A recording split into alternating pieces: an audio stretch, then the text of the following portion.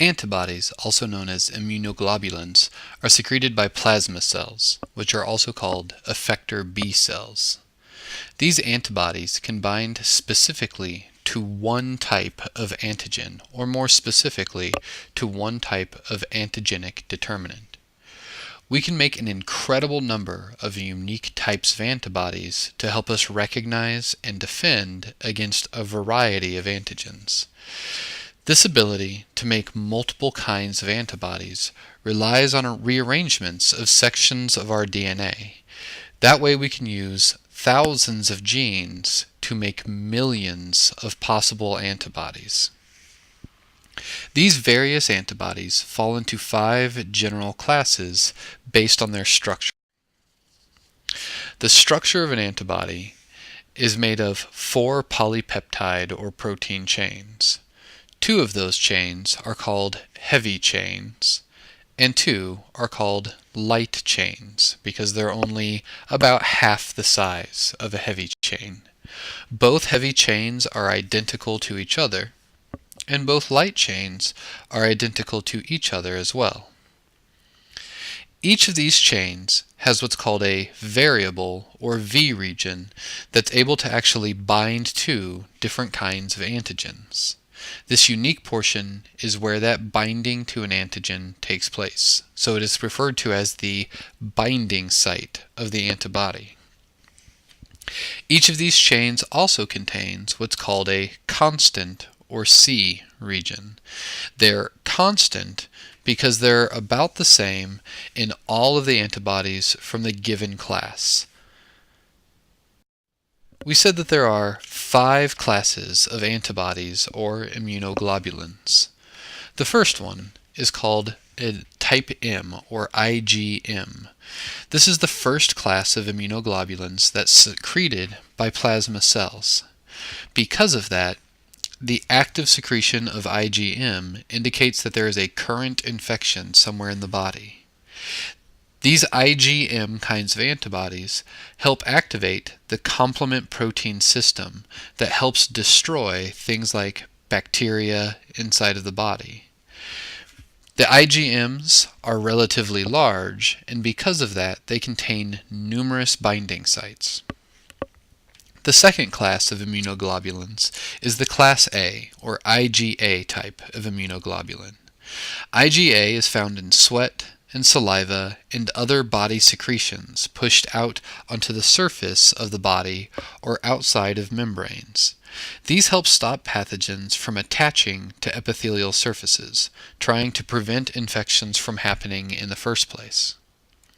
The third class is called a type D immunoglobulin. These are found on the surface of B cells. They are the B cell antigen receptor that can help activate that B cell. The fourth group are the IgGs. These are the main antibody in both the primary and secondary responses. They also help activate the complement system the way the IgMs do.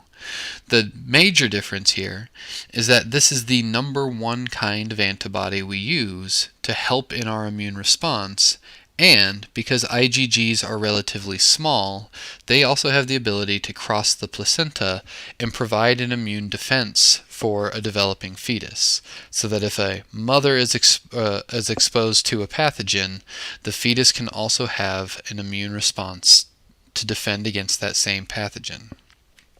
The fifth and last group of immunoglobulins are the type E, or IgEs. These bind to most mast cells and basophils. Mast cells and basophils can both release histamine. So the binding of this kind of antibody, the IgE, is a trigger for the release of histamine. The levels of this kind of antibody rise during acute allergic reaction or parasitic infection. Part of the reason why an allergic reaction can be such a large reaction is that there is this release of IgE, and it's also associated with things like swelling, pain, and the leaking of mucus because IgE is causing inflammatory responses in the body. When those antibodies are released, they have several different mechanisms that they can use to help reduce the infection from a pathogen. The first one is called agglutination. This agglutination means that the binding of an antibody to the surface of some kind of infected cell or pathogen can actually cause those antibodies to stick to each other. This creates not only a clump of antibodies, but a clump of pathogenic cells. That large clump of cells is easier to identify by things like our T cells and macrophages, so that those other cells can identify that something is wrong and act directly in a cellular kind of way. Our antibodies don't do any destroying on their own. Their number one job is to mark cells for destruction by other things. A second mechanism of action for our antibodies is what's called neutralization. In neutralization, antibodies can stick to dangerous parts of bacterial exotoxins and viruses and help prevent them from being able to infect cells in the first place. Viruses can't replicate on their own. They have to infect a cell and hijack that cell's reproductive machinery to make copies of that virus. This neutralization process prevents those viruses from getting into the cell and thereby prevents them from replicating. A third kind of action is called precipitation. Here, the antibodies stick to soluble antigens, things like proteins and nucleic acids that are circulating through the body. It's a little bit like agglutination, but here we're not sticking to entire cells, we're sticking to specific kinds of chemicals. In most cases, what this type of action, neutralization, agglutination, or precipitation does is mark those cells for destruction by some other component of the immune system. Phagocytic types of cells like macrophages and neutrophils.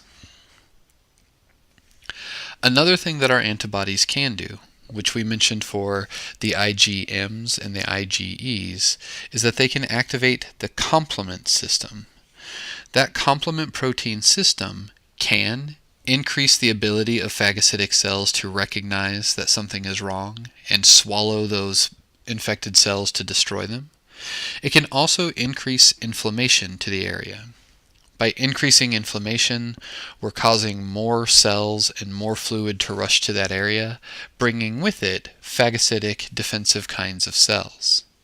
The other thing that the complement proteins can do is cause a direct cell lysis of a pathogen, because those complements can initiate pores in the cell surface of bacteria and virus-infected cells.